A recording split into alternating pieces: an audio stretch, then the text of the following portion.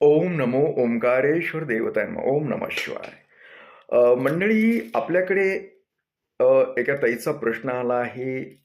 तो प्रश्न फार मोठा आहे, त्याच्यामुळे जास्त वाचून दाखवत नाही मी. काही नाही, मी थोडक्यात सांगतो. त्यांना असं एक मानसिक त्रास होतोय, मन लागत नाही वगैरे वगैरे बरंच दिलेलं आहे. फक्त आपण त्यांची ऊर्जा काय आहे, त्यांचं नेमकं काय त्यांच्या आयुष्यामध्ये झालेलं असू शकतं आणि त्यांनी काय करायला पाहिजे, याविषयी मी पाहतो. त्या ताईंना पण मी व्हिडिओ पाठवतो आणि तुम्ही सुद्धा हा व्हिडिओ अवश्य पाहायचा आहे. कारण बऱ्याच वेळेस साम्य असतं बऱ्याच जणांच्या ऊर्जेमध्ये. तर आपण ताईची ऊर्जा पाहूया, नेमकं काय त्यांच्या आयुष्यात घडलंय, काय कशामुळं काय होतं ते.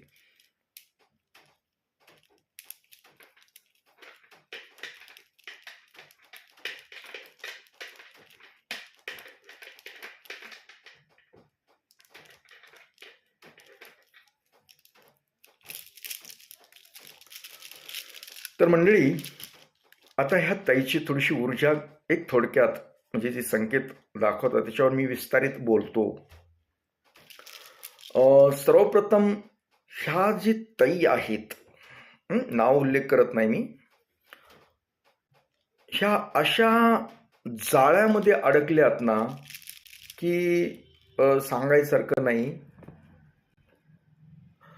कारण हे प्रेमाचं जाळं म्हणतो ना आपण, त्या प्रेमाच्या जाळ्यामध्ये अडकलेल्या आहेत. आणि तसंच पाहिलं तर ताईचं मन म्हणजे स्वभाव वगैरे खूप छान दाखवतंय, सभ्यपणा दाखवतंय, पण नकळतपणे त्यांच्याकडून काही गोष्टी काही पणे घडलेल्या आहेत.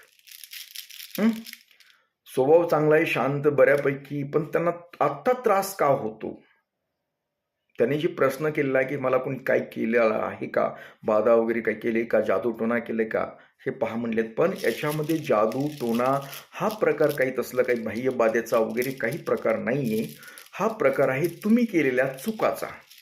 आता काय केलेलं आहे त्यांनी समजा काही कामानिमित्त अथवा कशासाठी तरी बऱ्याच त्यांचा स्वभाव म्हणा कशामुळे तरी काही पुरुषांच्या सहवासात राहिल्यात. बरं, इथं असं एक नाही म्हणजे की बरेच दाखवतं. एक अन दोन हा काय प्रकार नाही, पण नकळतपणे बऱ्याच पुरुषांच्या संपर्कात प्रेम संबंधात दाखवतं. ही गोष्ट आहे. आणि त्याच्यामध्ये हे बाकीच्या गोष्टी काही कारणास्तव केल्या, पण काही अडीअडचणी मग त्यांच्या काही गरजा होत्या, त्याच्यामुळं त्यांनी प्रेमात संबंध ठेवले असतील, कदाचित काहीतरी तसा प्रकार असेल. पण एका व्यक्तीवर त्यांनी खरंच मनातून प्रेम केलेलं दाखवतोय आणि तोच त्रास त्यांना जास्त करून जाणवतोय. कारण त्यांचा स्वभाव हा सभ्यपणातला. आणि आता कसं असतं, नैसर्गिक प्रेम भावना ही नैसर्गिक भावना आहे. त्याच्यामध्ये असं काही नाही की असं गैर काही नसतं, हे नैसर्गिक नियम आहे. पण त्यांचं समजा त्या व्यक्तीवर प्रेम जळलंय, पण त्या व्यक्त करू शकत नाहीत. म्हणजे प्रेम भावना ही दाबून ठेवतायत मनातली मनात. प्रेम तर आहे, आपण ती प्रेम भावना व्यक्त केली तर काहीतरी होतं काय की नात्यात लोकांना माहीत होईल. मग लोक आपल्याला नावं ठेवतो ना, आपण तर चांगले आहात. आणि त्यांनी दाखवली आणि त्या समजा त्या व्यक्तीशी ज्याच्यावर त्यांचं मनातून प्रेम आहे, त्या व्यक्तीशी सुरुवातीला बोलले, सांगितलं आणि त्या व्यक्तीला बोलतो आणि ती समोरची व्यक्ती त्यांनी प्रेम केलं तर ती व्यक्ती पण चांगली आहे. त्यांनी निवड त्यांची चांगली आहे, त्या व्यक्तीची जी समजा केलेली आहे ती निवड पण त्यांनी चांगल्या केलेली होती. पण मन भरकटतंय त्याच्याकडे, पण हे व्यक्त करू शकत नाहीत.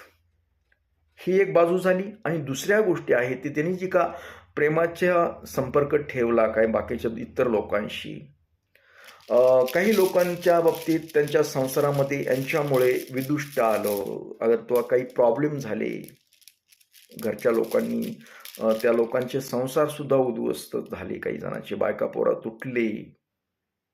हं? आणि ज्याच्या बायका पोरं यांच्यामुळे तुटले, त्या बायका पोरांचा जो शाप म्हणतो, तळतळाट म्हणतो, तो तळतळाट सुद्धा यांना त्रास करतोय. हं? यांना त्रास करतो. कारण कुणाचाही एखाद्या सांसारिक माणसाचा संसार मोडवून आपल्या हितासाठी, आता ह्यांनी मोडण्याला कारणीभूत हे नाही, तर ह्यांनी फक्त ते लोक समजा यांचे संबंध काही माहीत झाले असेल त्याच्या बायका पोराला, त्याच्यामुळं काही प्रॉब्लेम आला असेल, अगर तसं काही असू शकतं. पण याच्यामध्ये हे पण गोष्ट दाखवतं की त्यांना म्हणजे स्त्रींचा, मुलाबाळांचा एक तळतळाट पण आहे, त्याचा पण हा प्रॉब्लेम आहे. आणि ज्या व्यक्तीवर त्यांनी प्रेम भावना व्यक्त केलेल्या त्यांच्या मनामध्ये जे आहे ते भावना दाबून ठेवत असल्यामुळे ती व्यक्त करू शकत नाहीत. पण ही भावना समोरच्या व्यक्तीला कळतात आणि ती समोरची व्यक्ती ज्याच्यावर त्यांचं प्रेम आहे त्या व्यक्तीला ही भावना कळतात आणि ते व्यक्ती पण यांच्या पुढच्या सभ्यपणातली, या ताईपेक्षा ती पुढच्या चांगली ती त्याच्यामुळे ती पण त्या व्यक्तीला बी यांच्याबद्दल यांचे ही प्रेम प्रकरण, अगर ही बाईचं असं असं, त्याच्यामुळं तो व्यक्ती बी पुढे येत नाही. त्याला बी एवढं काही वाटत नाही स्त्रीविषयी का असं की प्रेम भावना वाटतात, पण ते पुढे डेअरिंग करू शकत नाही. का करू शकत नाही? की ही स्त्री आहे ती वाईट वागते, अगर वाईट आहे, अगर हिचे प्रेम प्रकरण भरपूर झालेले, तर अशा स्त्रियाशी आपण कसं संबंध ठेवायचे अथवा कसं प्रेम करायचं, हा विचार त्याच्यामध्ये योग्य नाही. कारण तिचं मन एकाच ठिकाणी नाही ना.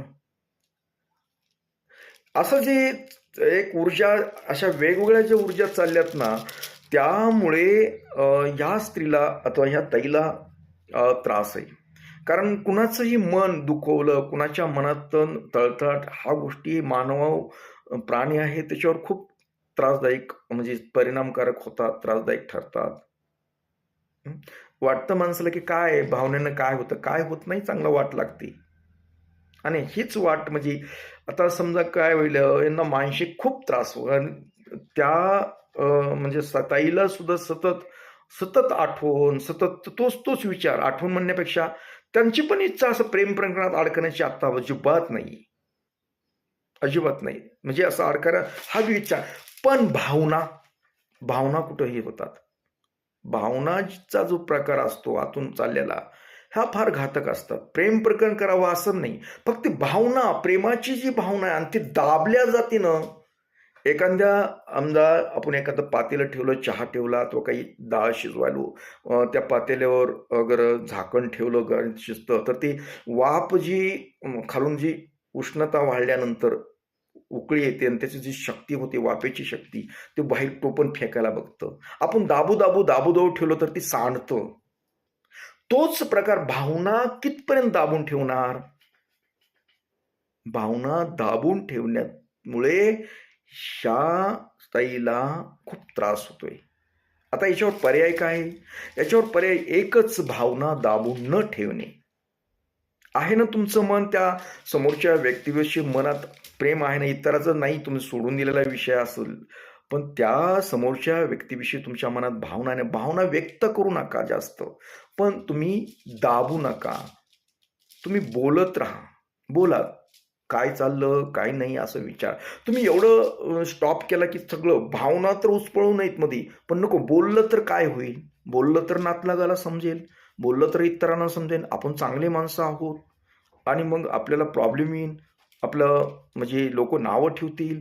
ह्या जो प्रकार चाललेला आहे ना तुमच्या मनात, ती म्हणजे संशयखोरीचा संशय, जगाचा संशय, तो प्रकार तुम्हाला सतावतो. याच्यावर पर्याय काही नाही. एक तर मन नामस्मरणामध्ये ठेवावं लागेल, नामस्मरण जप, आणि त्याच्यात झालं तर बोलावं वाटतीनं भावना. तुम्ही प्रेम व्यक्त करू नका, काय नाही ना करायचं तर, पण तुम्ही तुमचं मन बोलावशी इच्छा होती, फोन जवळ घेतात, नंबर काढताय तुम्ही, असं करून पाहताय आणि नको. म्हणून अजून पुन्हा ठेवून देता, ब्लॉक करून टाकताय. मन तर फोन करावं असं वाटतंय तुम्हाला, त्या बोलावं असं वाटतंय, आणि हेच दाबू दाबू दाबू दाबू दाबू दाबू हे तुम्ही मानसिक तणावामध्ये चालला आहात. आता मला बघा शंका आली, खरं बोललो मी. तर हे मानसिक तणाव आहे ना तुमचा, केवळ तुम्ही तुमच्या हातानं वाढवताय. तुम्ही तुमच्या हातानं वाढवताय. लाईट गेला होता, लाईट परत आला. खरं आहे हे.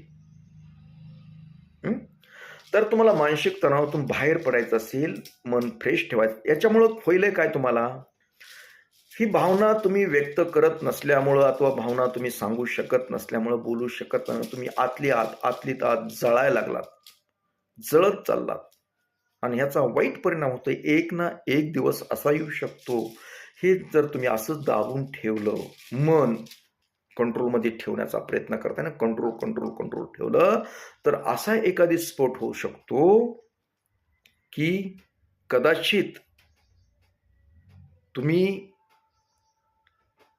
मानसिक मनोरुग्ण म्हणतो आपण त्याला, तुम्ही 100% होणार.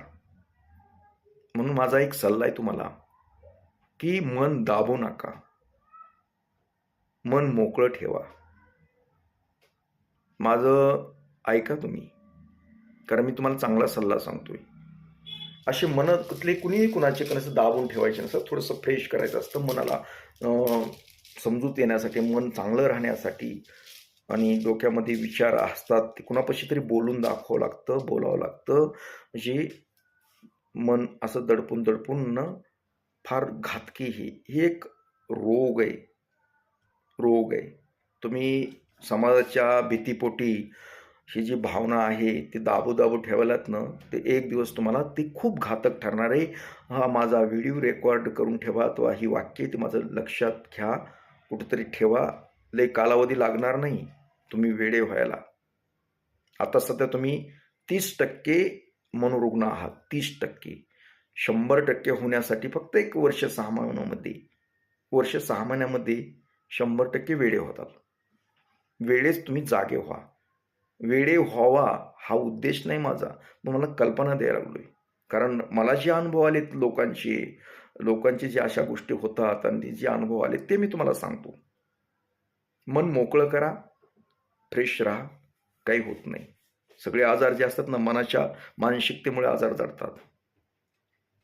आणि तुम्हाला तो आजार जडू नये, तुम्ही मनोरुग्ण होऊ नये, म्हणून माझा हा सल्ला आहे. ऐकू वाटलं ऐका, नाहीतर द्या सोडून.